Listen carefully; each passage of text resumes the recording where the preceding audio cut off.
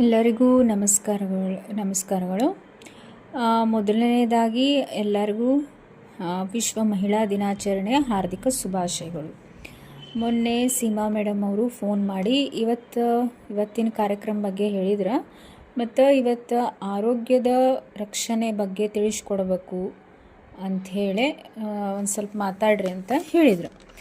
ಈ ಪ್ರಕಾರ ನಾವು ಇವತ್ತು ಆರೋಗ್ಯದ ಬಗ್ಗೆ ಅನೇಕ ಒಂದು ಇಂಪಾರ್ಟೆಂಟ್ ವಿಚಾರಗಳನ್ನು ತಿಳಿದುಕೊಳ್ಳೋಣಂತ.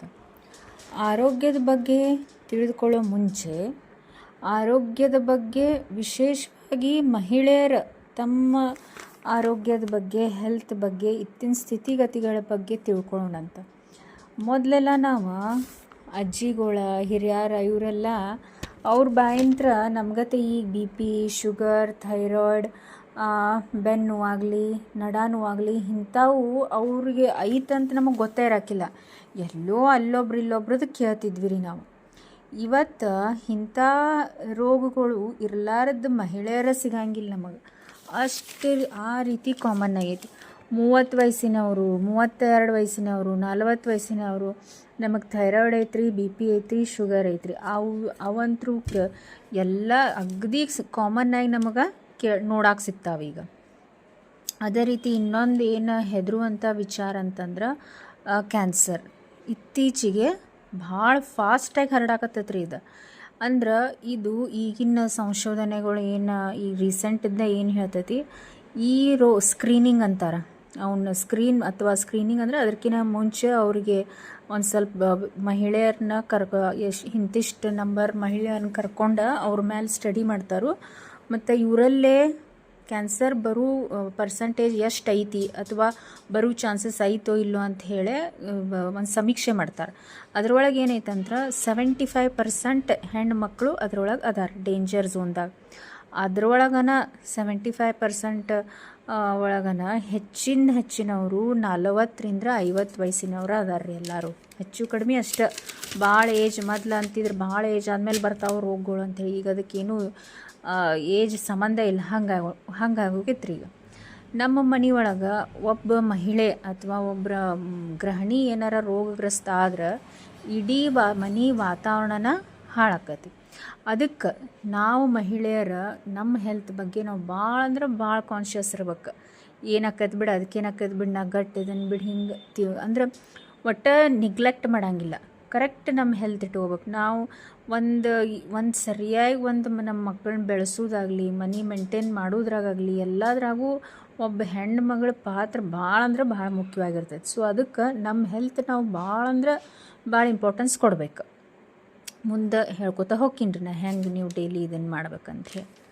ಸರ್ವೇ ಅಪಿ ಮಂದಾಗ್ನೋ ಅತ್ಯಂತ ಇದು ಭಾರಿ ಮುಖ್ಯವಾದ ಒಂದು ವಿಚಾರ. ಇಡೀ ಜಗತ್ತಿಗೆ ನಮ್ಮ ಆಯುರ್ವೇದದ ಕೊಡುಗೆ ಏನಪ್ಪ ಅಂತಂದ್ರೆ ಸರ್ವೇ ಅಪಿ ಮಂದಾಗ್ನೋ. ಅಂದ್ರೆ ಎಲ್ಲ ರೋಗಗಳಿಗೆ ಮುಖ್ಯ ಕಾರಣ ಒಂದು ಹಾಳಾಗಿರೋ ಪಚನಕ್ರಿಯೆ ಮತ್ತು ಜೀರ್ಣಾಂಗದ ವ್ಯವಸ್ಥೆ. ಇತ್ತೀಚಿನ ರಿಸರ್ಚ್ ಏನು ಹೇಳ್ತೈತಿ ಅಂತಂದ್ರೆ ಸೆರೋಟೋನಿನ್ ಅಂತ ಒಂದು ಹಾರ್ಮೋನ್ ಐತಿ. ಇದಕ್ಕೆ ನಾವೇನಂತ ಕರಿತೀವಿ ರೀ ಅಂತಂದ್ರೆ ಫೀಲ್ ಗುಡ್ ಹಾರ್ಮೋನ್ ಅಂತಲೂ ಕರಿತೀವಿ. ಈ ಹಾರ್ಮೋನ್ ಏನೈತಲ್ಲ ಶರೀರದ ಎಲ್ಲ ಅಂದ್ರೆ ಬಾಡಿದ ಎಲ್ಲ ಹಾರ್ಮೋನ್ಗಳನ್ನು ಅಂದ್ರೆ ಬೇರೆ ಹಾರ್ಮೋನ್ಗಳ್ನ ಒಂದಿಲ್ಲ ಒಂದು ರೀತಿ ಕಂಟ್ರೋಲ್ ಮಾಡ್ತೈತ್ರಿ ಅದು. ಮತ್ತು ಹೀಗಾಗಿ ಏನು ಮಾಡ್ತೈತಿ, ಅದು ಆರೋಗ್ಯ ರಕ್ಷಣೆಯಲ್ಲಿ ಒಂದು ಮೇನ್ ಇಂಪಾರ್ಟೆಂಟ್ ರೋಲ್ ಪ್ಲೇ ಮಾಡ್ತೈತಿ. ಈ ಸೆರೋಟೋನಿನ್ ಹಾರ್ಮೋನ್ ಏನೈತಲ್ಲ 95% ಗಟ್ಸ್ ಅಂದ್ರೆ ಪಾಚನಕ್ರಿಯೆ ಡೈಜೆಸ್ಟಿವ್ ಸಿಸ್ಟಮ್ ಅಂತಾರೆ. ಇದು 95% ಸೆರೋಟೋನಿನ್ ಹಾರ್ಮೋನ್ ಏನೈತಲ್ಲ ಡೈಜೆಸ್ಟಿವ್ ಸಿಸ್ಟಮ್ ಒಳಗೆ ರಿಲೀಸ್ ಆಕೈತಿ. ಬಾಕಿ 5% ಬ್ರೈನ್ ಒಳಗೆ ರಿಲೀಸ್ ಆಕೈತಿ. ಅಂದ್ರೆ ಇದೇನೈತಲ್ಲ ನಾವು ಸಿಕ್ಕಾಗ ಊಟ ಮಾಡೋದ್ರಿಂದ ಸಿಕ್ಕದನ ಏನು ಬೇಕಾದ ತಿನ್ನೋದ್ರಿಂದ ಇದರ ಫಾರ್ಮೇಷನ್ ಕಡಿಮೆ ಆಕೈತಿ. ಉತ್ಪತ್ತಿ ಭಾಳ ಕಡಿಮೆ ಆಕತ್ರಿ. ಇದರಿಂದ ಏನಾಕೈತಿ, ಬೇರೆ ಹಾರ್ಮೋನ್ಗಳ ಕೆಲಸ ಅಸ್ತವ್ಯಸ್ತ ಆಕೋತಾ ಹೊಕ್ಕಾವ. ಇದು ಸ್ವಲ್ಪ ದಿನ ಆದರೆ ತನ್ನ ಬಾಡಿ ಎಲ್ಲ ಪ್ಯಾಚಪ್ ಮಾಡ್ಕೋತಿರ್ತೈತಿ. ಹಿಂಗೆ ಭಾಳ ದಿನ ನಡೀತಂದ್ರೆ ಯಂಗ್ ಏಜ್ ಒಳಗನ thyroid, diabetes, PCOD PCOS, infertility ಅಂದ್ರೆ ಮಕ್ಕಳಾಗದೇ ಇರುವುದು, ಇಂಥವೆಲ್ಲ ಕಾಮನ್ನಾಗಿ ಕಂಡು ಬರ್ತಾವೆ. ಅದಕ್ಕೆ ಸಮಯಕ್ಕಂದ್ರೆ ಟೈಮ್ ಸಿರಿ ಊಟ ಮಾಡೋದು, ಸರಿಯಾಗಿ ಊಟ ಮಾಡಿದ್ದು ಡೈಜೆಸ್ಟ್ ಆಗುವಂಥ ಊಟ ಮಾಡೋದು, ನಮ್ಮ ಆರೋಗ್ಯ ಮೇಂಟೈನ್ ಅಂದ್ರೆ ಈ ನಮ್ಮ ಹೆಲ್ತ್ ಮೇಂಟೈನ್ ಮಾಡ್ಕೋಬೇಕಾಗಿದ್ದು ಫಸ್ಟ್ ಸ್ಟೆಪ್. ಅಂದ್ರೆ ಕರೆಕ್ಟ್ ಊಟ ಮಾಡಿರಿ, ಸರಿಯಾಗಿ ಡೈಜೆಸ್ಟ್ ಮಾಡ್ಕೋರಿ, ಅಂದ್ರೆ ನಿಮಗೆ ಭಾಳಷ್ಟು ಮಂದಿ ಹೆಲ್ತ್ ಮೇಂಟೈನ್ ಆಕೈತಿ. ಇದ್ರಾಗ ಏನು ಭಾಳ ದೊಡ್ಡದಿರಂಗಿಲ್ಲ. ಎಲ್ಲಿ ಪ್ರಾಬ್ಲಮ್ ಬರ್ತೈತಿ, ಏನಾರ ತಿನ್ನೋದು, ಯಾವಾಗಾರ ತಿನ್ನೋದು, ಒಂದು ಟೈಮ್ ಅಂತ ಇರೋದಿಲ್ಲ ಅವಾಗ. ಅದಕ್ಕೆ ನಮ್ಮದೇನು ಸಿಂಪಲ್, ಟೈಮ್ ಸರಿ ಊಟ ಮಾಡಿರಿ, ಕರೆಕ್ಟ್ ಡೈಜೆಸ್ಟ್ ಆಕೈತಿ. ಇದನ್ನು ಮೇಂಟೈನ್ ಮಾಡ್ಕೋತಾ ಹೋಗ್ರಿ. ಆದಷ್ಟು ರೋಗ ಬರೋ ಪರ್ಸಂಟೇಜ್ ಕಡಿಮೆ ಇರ್ತೈತೆ ಬಾಡಿಗೆ. ಅಂದ್ರೆ ನಾವು ಈಗೇನು ಪ್ರಾಕ್ಟೀಸ್ ಮಾಡ್ತೀವಲ್ಲ ಅದ್ರ ಡಿಪೆಂಡ್, ಅಂದ್ರೆ ಅದ್ರ ಮೇಲೆ ನೋಡೋದಾತಂದ್ರೆ ಬೆಳಗ್ಗೆ 8ರಿಂದ 8:30 ಟಿಫಿನ್ ನಾಷ್ಟ, ಮಧ್ಯಾಹ್ನ 1ರಿಂದ 1:30 ಮಧ್ಯಾಹ್ನದ ಊಟ, ಮತ್ತು ರಾತ್ರಿ 7:30ರಿಂದ 8 ಒಳಗೆ ಏನೈತಲ್ಲ ರಾತ್ರಿ ಊಟ ಮುಗಿಸಿದ್ರೆ ಭಾಳ ಅಂದ್ರೆ ಭಾಳ ಆರಾಮಿರ್ತೀರಿ ನೀವು. ಬೇಕಾದ್ರೆ ಮಾಡಿ ನೋಡಿರಿ, ಒಂದು ತಿಂಗಳಷ್ಟೇ ಮಾಡಿ ನೋಡಿರಿ, ನಿಮಗೆ ಗೊತ್ತಾಗ್ತೈತೆ ಅದೇನಂತ ಹೇಳಿ. ಒಂದು ಶ್ಲೋಕ ಐತ್ರಿ ನಮ್ಮ ಆಯುರ್ವೇದದಾಗ, ನ ಯಾಮಂ ಭೋಜನಂ ನ ದ್ವಿಯಮ ಲಂಗೈತ್. ಅಂದ್ರೇನು, 3 ತಾಸಿನ ಒಳಗೆ ಒಂದು ಊಟ ಮಾಡಿದ 3 ತಾಸಿನ ಒಳಗೆ ಇನ್ನೊಂದು ಊಟ ಮಾಡಬಾರ್ದು, 6 ತಾಸಿಗಿಂತ ಹೆಚ್ಚು ಹೊಟ್ಟೆ ಖಾಲಿ ಇಡಬಾರ್ದು ಅಂತ ಹೇಳ್ತಾರೆ ರೀ ಅವ್ರು. ಅಂದರೆ 3 ತಾಸಿನ ಒಳಗೆ ತಿಂದ್ರಂದ್ರೆ ಡೈಜೆಷನ್ ಆಗ್ತಿರ್ತೈತಿ. ಅದ್ರೊಳಗನ ಮತ್ತು ನೀವು ಊಟ ಮಾಡಿದ್ರಂದ್ರೆ ಡೈಜೆಷನ್ ಸ್ಲೋ ಆಕೈತಿ. ಮತ್ತು 5 ತಾಸಿಗೆ ಎಲ್ಲ ಡೈಜೆಷನ್ ಮುಗಿದಿರ್ತೈತಿ, ಅವಾಗ ಅದು ಖಾಲಿ ಆಕೈತಿ. ಮುಂದೆ 1 ತಾಸು ರಿಲ್ಯಾಕ್ಸ್ ಇರ್ತೈತಿ. ಆಮೇಲೆ ನೀವು ಊಟ ಮಾಡಿದ್ರಂದ್ರೆ ಮತ್ತು ಸರಿಯಾಗಿ ಡೈಜೆಷನ್ ಸ್ಟಾರ್ಟ್ ಆಕೈತಿ. ಭಾಳ ಖಾಲಿ ಬಿಟ್ರಿ ಅಂದ್ರೆ ಪಿತ್ತ ಚಾಲು ಆಕೈತಿ, ನಾವೇನು ಕರಿತೀವಿ ಅಸಿಡಿಟಿ ಸ್ಟಾರ್ಟ್ ಆಕೈತಿ. ಮೊನ್ನೆ ಒಂದು ಕೇಸ್ ಬಂದಿತ್ತು ಇಲ್ಲೆಲ್ಲೋ ಲೋಕಲ್, ಅಂದ್ರೆ ನಿಯರ್ ಬೈ ಕೇಸ್. ಅವರು ಪ್ರೊಫೆಸರ್ ಅದಾರ, ಯಂಗ್ ಅದಾರ ಇನ್ನೂ. ಅವ್ರಿಗೇನಂತಂದ್ರೆ ಪೀರಿಯಡ್ಸ್ ಕರೆಕ್ಟ್ ಆಗಂಗಿಲ್ಲ. ಪೀರಿಯಡ್ಸ್ ಸ್ಟಾರ್ಟ್ ಆತಂದ್ರೆ ಏಕಾಗೋದು. ಮೊದ್ಲಕ್ಕೆ 2 ತಿಂಗಳು 3 ತಿಂಗಳಿಗೊಮ್ಮೆ ಪೀರಿಯಡ್ಸ್ ಆಗ್ತಿತ್ತು, ಮತ್ತು ಒಂದು ಪೀರಿಯಡ್ಸ್ ಬಂತಂದ್ರೆ ಹಂಗೆ ತಿಂಗಳಾನ್ಗಟ್ಲೆ ಸ್ಟಾರ್ಟ್ ಇರೋದ್ರಿ ಅದು.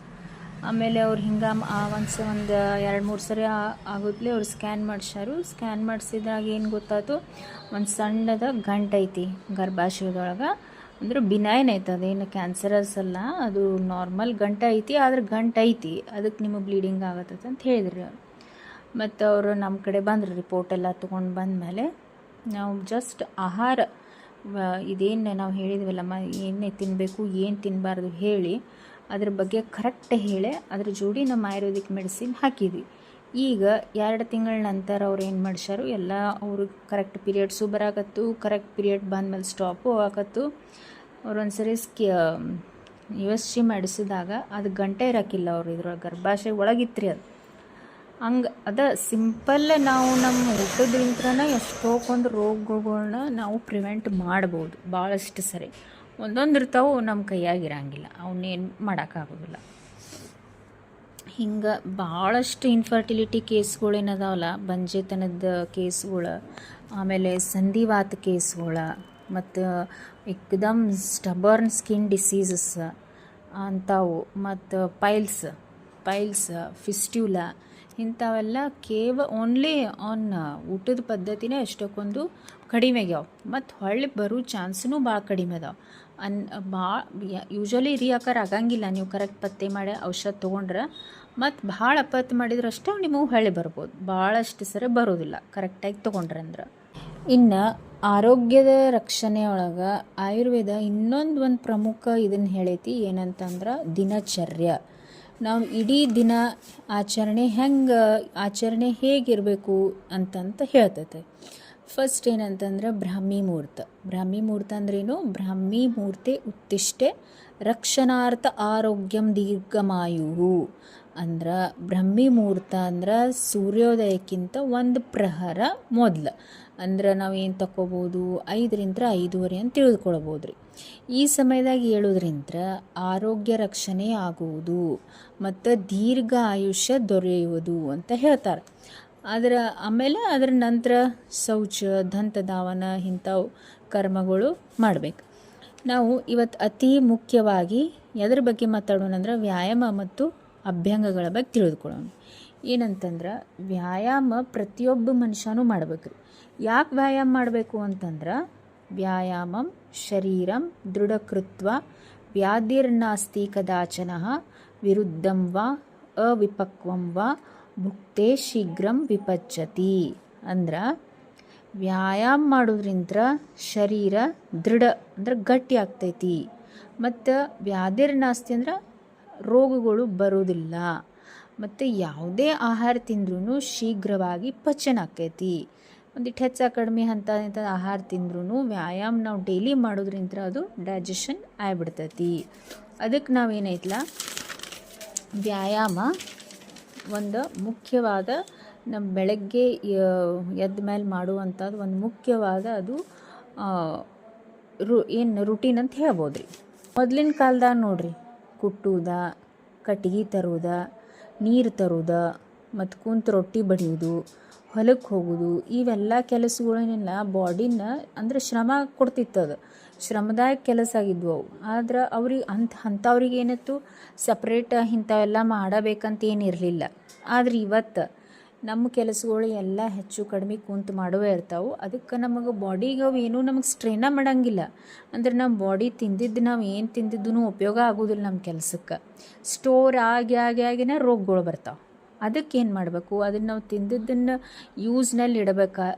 ಅಂದ್ರೆ ನಾವು ತಿಂದಿದ್ದು ಖರ್ಚಾಗಬೇಕು, ಅದು ಯಾವುದೂ ಬಾಡಿ ಒಳಗೆ ಕುಂದಿರಬಾರ್ದು. ಅದಕ್ಕೆ ನಾವು ವ್ಯಾಯಾಮ, ಯೋಗಾಸನ, ಪ್ರಾಣಾಯಾಮ ಇಂಥ ಇಂಥ ಏನೇನು ಚಟುವಟಿಕೆಗಳು ಅದಾವಲ್ಲ ಇವು ಅತಿ ಅವಶ್ಯಕ ಅದಾವೆ.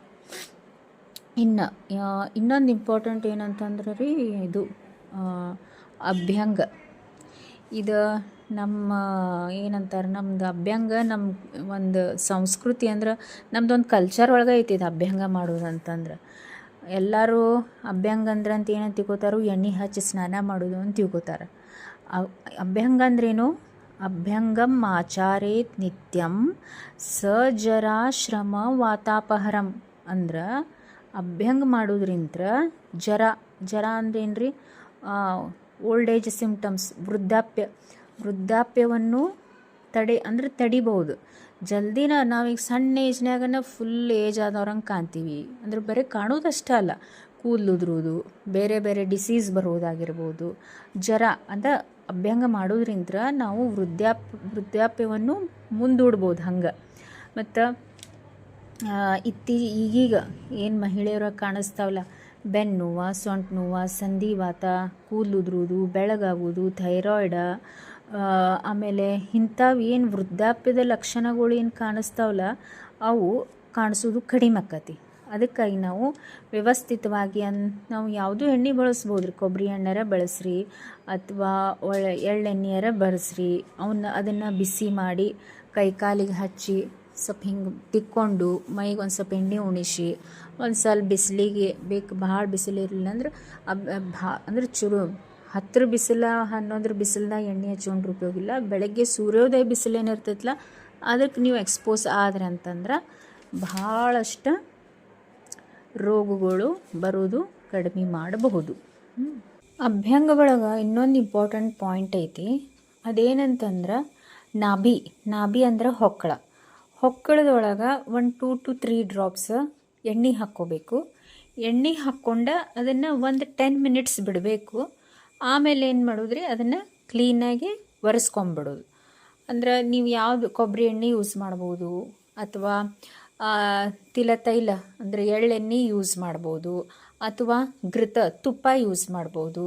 ಅಂದ್ರೆ ಯಾಕೆ ಎಣ್ಣೆ ಉಣಿಸ್ತಾರಂದ್ರೆ, ಇದೇನು ನಾಭಿ ಇರ್ತೈತಲ್ಲ ಹೊಕ್ಕಳ, ಅದು ಪಂಚವಾತದ ಸ್ಥಾನ, ವಾತದ ಸ್ಥಾನ ಅದು ಇರೋದ್ರಿಂದ ಅದಕ್ಕೆ ನಾವು ಆಯಿಲಿಂಗ್ ಮಾಡಿದ್ವಿ ಅಂದ್ರೆ ವಾತದಿಂದ ಆಗುವಂಥ ರೋಗಗಳು ಏನದಾವಲ್ಲ ಅವು ಭಾಳಷ್ಟು ಕಂಟ್ರೋಲ್ನಾಗ ಇರ್ತಾವಂತ ಹೇಳಿದಾರು. ಮತ್ತು ಪ್ರಾಕ್ಟೀಸು ಮಾಡ್ತೀವಿ ರೀ ನಾವು ಇದನ್ನು ಭಾಳಷ್ಟು ಸರಿ. ಬೆಳಗ್ಗೆ ಒಂದ್ಸರಿ, ಸಾಯಂಕಾಲ ಒಂದ್ಸರಿ ಮಾಡಿದ್ರೆ ಭಾಳ ಚಲೋ. ಇಲ್ಲಾಂದ್ರೆ 1 ಟೈಮ್ ಬೆಳಗ್ಗೆ ಸ್ನಾನದಕ್ಕಿಂತ ಮುಂಚೆ ಒಂದ್ಸರಿ ಮಾಡಿಕೊಂಡ್ರು ನಡೀತೈತೆ ರೀ. ನೆಕ್ಸ್ಟ್ ಇಂಪಾರ್ಟೆಂಟ್, ಇದು ಭಾಳ ಕೇಸಸ್ ಅದಾವ ಮನ್ಯಾಗ. ಒಂದಿಬ್ರಂತರೂ ಪ್ರಮೇಹ ಕೇಸಸ್. ಪ್ರಮೇಹ ಅಂತಂದ್ರೇನು? ಡಯಾಬಿಟೀಸ್. ಯಾಕೆ ಡಯಾಬಿಟೀಸ್ ಬರ್ತೈತಿ ಅಂತಂದ್ರೆ, ಈಗಂತರೂ 30 ವಯಸ್ಸಿನವ್ರು ಎಷ್ಟು ಮಂದಿ ಪ್ರಮೇಹದವ್ರು ಅದಾರ, ಡಯಾಬಿಟಿಕ್ ಪೇಷಂಟ್ಸ್ ಅದಾರ. ಡಯಾಬಿಟಿಕ್ ಪೇಷಂಟ್ ಅಲ್ಲಂದ್ರೂ ಮುಂದೆ 2 ವರ್ಷದಾಗಾರ ಬರುವಂಥವ್ರು ಎಷ್ಟು ಮಂದಿ ಕೇಸಸ್ಗಳು ಅದಾವ್ರಿ. ಯಾಕೆ ಹೆಚ್ಚಿಗೆ ಆಗ್ಯಾವು, ಯಾಕೆ ಬರ್ತೈತಿ ಡಯಾಬಿಟೀಸ್ ಅಂತಂತಂದ್ರೆ ನಮ್ದ್ರಾಗ ಒಂದು ಭಾರಿ ಚಂದ ಶ್ಲೋಕ ಹೇಳ್ಯಾರ. ಆಸ್ಯ ಸುಖಂ ಸ್ವಪ್ನ ಸುಖಂ ದದಿನಿ ಗ್ರಾಮ್ಯೌದಕಾನುಪರಸಃ ಪಯಾಂಸಿ ನವಾನ್ನಪಾನಂ ಗುಡವೈಕೃತಂ ಚ ಪ್ರಮೇಹ ಹೇತು ಕಫಕೃಚ್ಚ ಸರ್ವಂ. ಕಫ ಹೆಚ್ಚಿಗೆ ಕಫ ಹೆಚ್ಚಿಗೆ ಆತಂದ್ರೆ ಪ್ರಮೇಹ ಬರ್ತೈತಿ ಅಂತ ಹೇಳ್ತಾರೆ. ಹೆಂಗೆ ಅಂತಂದ್ರೆ ಯಾವಾಗಲೂ ಕೂತ್ಕೊಂಡೆ ಕೆಲಸ ಮಾಡೋದು. ಈಗಿನ ಕೆಲಸದ ರೀತಿನ ಹಂಗೈತ್ರಿ. ಎಲ್ಲರೂ ಸಿಸ್ಟಮ್ ಎದುರುಗಡೆನೆ ಕುಂಡಿರ್ತಾರೋ. ಈ ಲೇಬರ್ ಪ್ರೊಫೆಷನ್ದವರು ಇವರೆಲ್ಲ ಸ್ವಲ್ಪ ಓಡಾಡ್ತಿರ್ತಾರೆ. ಬಟ್ ಅವ್ರದ್ದು ಮ್ಯಾಕ್ಸಿಮಮ್ ಕೆಲಸ ಏನು ಕುಂತು ಮಾಡೋದ ಕೆಲಸ. ಅಥವಾ ನಾವೇನು ಮಾಡ್ತೀವಿ, ಬರ ಕೆಲಸ ಮಾಡಿ ತಾಸುಗಟ್ಲೆ ಕುಂತು ಬಿಡೋದು, ಸುಸ್ತು ಕಳ್ಕೊಬೇಕಂತ ಹೇಳಿ. ಅಂದ್ರೆ ಬಾಡಿ ಮೂಮೆಂಟ್ ಕಡಿಮೆ ಆಗಿರೋದ್ರಿಂದ ಪ್ರಮೇಹ ಬರಾಕ ಒಂದು ಮುಖ್ಯ ಕಾರಣ. ಸ್ವಪ್ನ ಸುಖಂ, ಹಗಲಿ ಮಲ್ಕೊಳ್ಳೋದು. ಹಗಲಿ ನಮ್ಮಿದ್ರಾಗ ಆಯುರ್ವೇದ ಶಾಸ್ತ್ರದಾಗ ಹಗಲಿ ಮಲ್ಕೊಳ್ಳೋದು ಕಂಪ್ಲೀಟ್ ನಿಷಿದ್ಧ ಅಂತ ಹೇಳಿ. ನೀವು ರೆಸ್ಟ್ ತೊಗೋರಿ. ಬೆನ್ನಿಗೆ ರೆಸ್ಟ್ ಬೇಕಾದ್ರೆ ಹೆಣ್ಮಕ್ಳಿಗೆ ಕೆಲಸ ಆಗಿರ್ತಾವೆ, ಹೆಣ್ಮಕ್ಳಾಗಲಿ ಗಂಡು ಮಕ್ಕಳಾಗಲಿ. ಬೆನ್ನಿಗೆ ಮಧ್ಯಾಹ್ನ ಹೊತ್ತು ರೆಸ್ಟ್ ಅರ್ಧ ತಾಸು ನೀವು ರೆಸ್ಟ್ ಕೊಡ್ರಿ. ಆದ್ರೆ ನಿದ್ದೆ ಮಾಡಬೇಡ್ರಿ ಅಂತ ಹೇಳ್ತಾರೆ ಅವ್ರು. ಯಾಕೆ ನಿದ್ದೆ ಮಾಡಬಾರ್ದು ಅಂದ್ರೆ, ಎಲ್ಲ ಊಟ ಮಾಡಿ ನಾವು ಮಲ್ಕೊಂಡು ಬಂದ್ರೆ ಎಲ್ಲ ನಮ್ಮ ಚಾನಲ್ಸ್ ಮೈಯಾಗ ಏನು ಸ್ರೋತಸ್ ಅಂತ ಕರಿತೀವಿ, ರಕ್ತನಾಳಗಳಾಗಲಿ ಅವೆಲ್ಲವೂ ಕೆಲಸ ಕಡಿಮೆ ಮಾಡ್ತಾವೆ. ಅಂದ್ರೆ ನಾವು ಮಕ್ಕೊಂಡು ಅಂದ್ರೆ ಕೆಲಸ ಸ್ಲೋ ಆಗಕ್ಕೆ ಸ್ಟಾರ್ಟ್ ಆಗಿಬಿಡ್ತೈತಿ. ಅಕ್ಕೋತ ನಾವು ತಿಂದಿದ್ದು ಪಚನ ಆಗ್ಲಾರ್ದ ಪ್ರಮೇಹ ಡಯಾಬಿಟೀಸ್ ಬರ್ತೈತಿ. ದದಿನಿ ಅಂದ್ರೆ ಮೊಸರು ಜಾಸ್ತಿ ತಿನ್ನೋದ್ರಿಂದ ಅವಶ್ಯಕತೆ ಎಲ್ಲದಕ್ಕೂ ಒಬ್ಬೊಬ್ಬರಿಗೆ ಚಟ ಇರ್ತೈತಿ. ಅವಲಕ್ಕಿ ಒಳಗೂ ಮೊಸರು ಹಾಕ್ಕೊಳ್ಳೋದು, ಚುರ್ಮರಿಯಾಗೂ ಮೊಸರು ಹಾಕ್ಕೊಳ್ಳೋದು, ಮಾಡಿದ್ದ ಅಡುಗೆ ಒಳಗೂ ಮೊಸರು ಹಾಕ್ಕೊಳ್ಳೋದು, ಎಲ್ಲರ ಹೋಗೋ ಮುಂದೆ ಮೊಸರು, ಊಟ ಆದಮೇಲೆ ಮೊಸರು ಸಕ್ರೆ ತಿನ್ನೋದು. ತಿನ್ನಿರಿ, ಅದರ ಪ್ರಮಾಣ ಯಾವಾಗಲೂ ನಿಮ್ಮ ಕಂಟ್ರೋಲ್ದಾಗಿರ್ಬೇಕು. ಅತಿ ನಾವು ಏನಂತಾರೆ ನಾನ್ ವೆಜ್ ಏನಿರ್ತಾವಲ್ಲ ಅವನ್ನ ಜಾಸ್ತಿ ತೊಗೊಳೋದ್ರಿಂದ ಅದನ್ನು ತೊಗೊಂಡವರು ಸರಿಯಾಗಿ ಕೆಲಸ ಮಾಡ್ಬೇಕು, ಬೆವ್ರು ಹರಿಯುವಂಗೆ ಕೆಲಸ ಆಗ್ಬೇಕ್ರಿ. ಅಂದ್ರೆ ಅದು ಕರಗ್ತೈತಿ. ಇಲ್ಲ ಅಂತಂದ್ರೆ ಬಂದೇ ಬರ್ತದೆ, ಶುಗರ್ ಡಯಾಬಿಟೀಸ್ ಬಂದೇ ಬರ್ತದೆ. ಪಯಾಂಸಿ, ಹಾಲಿನಾಗಿಂತ ಮಾಡಿದ ವಸ್ತುಗಳನ್ನ ಜಾಸ್ತಿ ತೊಗೊಳ್ಳೋದು. ಹಾಲು, ಸಕ್ರೆ, ಇವು ಏನಂತಾರೆ ಒಟ್ಟು ಪಾಯಸ, ಹಾಲಿನಿಂದ ಮಾಡಿರ್ತಕ್ಕಂಥ ಐಟಮ್ಸನ್ನು ಅತಿ ತೊಗೊಳ್ಳೋದು. ಅದು ಒಂದು ಕಾರಣ. ನವಾನ್ನಪಾನಂ, ಇದು ಇಂಪಾರ್ಟೆಂಟ್ ನೋಡ್ರಿ.